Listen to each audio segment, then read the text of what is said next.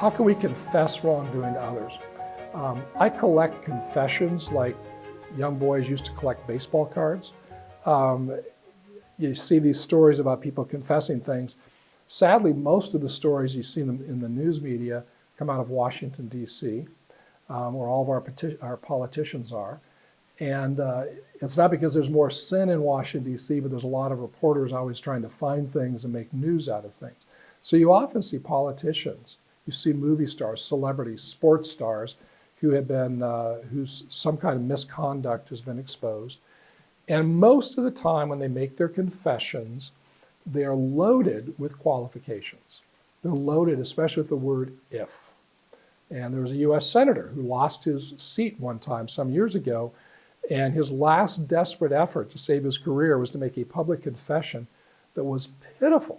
He used the word if 5 times.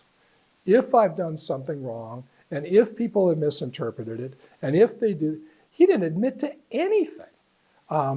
So people just often don't know how to make a good confession. So what we teach is there's 7 basic elements of a good confession that people can use. Now I want to quickly say people should not use this as a Pharisaical checklist, but it's often something they can use that would be just go through and cover all the major points. I've walked people through this when there's been adultery. I've walked this through when people have done embezzlement. So the 7 basic elements for good confession is number 1, address everyone who's involved.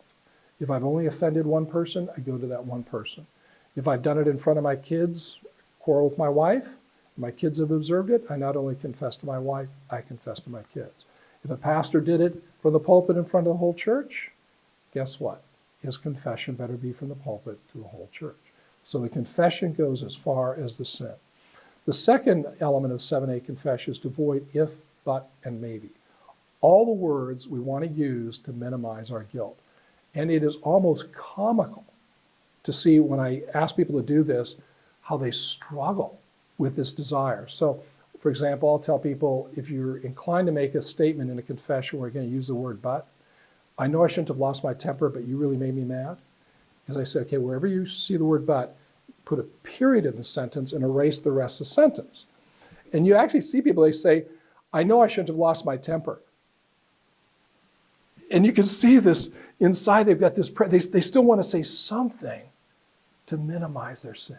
But you made me mad, I was tired, I had a bad day, I wasn't feeling well. We always want to somehow minimize our guilt. And to see someone come right on to say, I was wrong to lose my temper, period.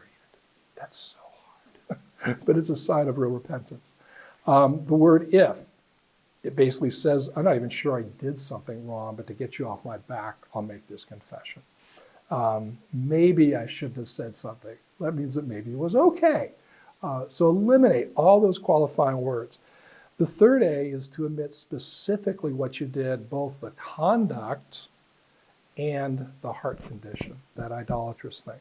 So to say, maybe you're a part of a ministry team, you said something really sarcastic and cutting in a staff meeting. When you come back to that meeting and you're confessing to your whole team, you say, you know, when we met last week, I lost my temper, said a sarcastic thing about so-and-so, and that was absolutely wrong. That's good to say what the conduct was. If you want to really make a confession effective, talk about the heart. As I prayed about it since last week, I said, God, search my heart. Help me see, why did I do what I did last week? And I realized I'm jealous. Alice has got some very creative ideas. She's doing some terrific things. I feel threatened by that. I feel jealous of that. Would you all please pray for me that God would deliver me from jealousy and instead celebrate the gifts and the successes of my coworkers? That takes a level of self-awareness most people have a hard time going to. But that's where you find freedom. That's where you find freedom.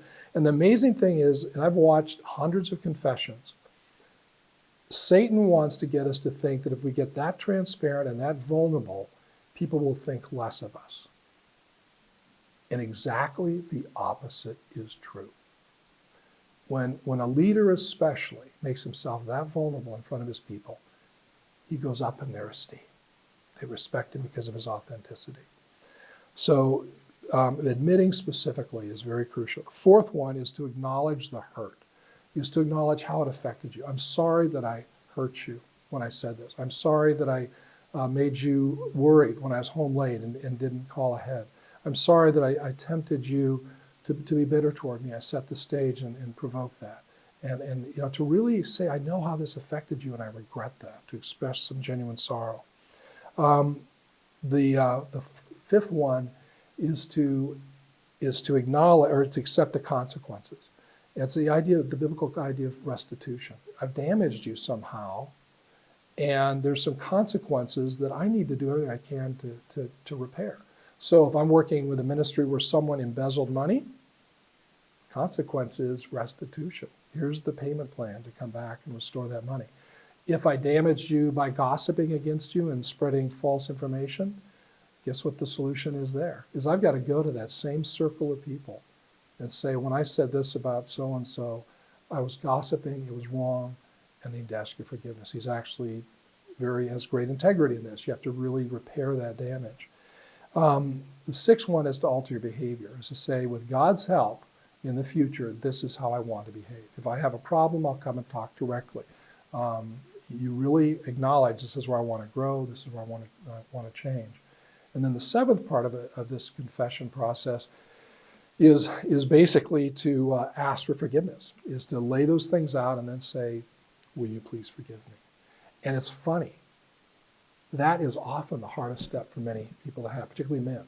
Because at that point, everything else up till then is something I can do, I can accept, I can confess. But when I say, will you please forgive me, I'm basically placing myself at your mercy. I'm humbling myself to say, I need something from you. And that's hard for a lot of people to do. And so that's why I encourage people, use all seven of those things. Again, not in a Pharisaical checklist. I've done this mechanically to my wife before, and she'll just look at me and say, that sounded pretty mechanical. And she would rather have a sincere, honey, I'm so sorry I hurt you, than a mechanical 7-8 confession.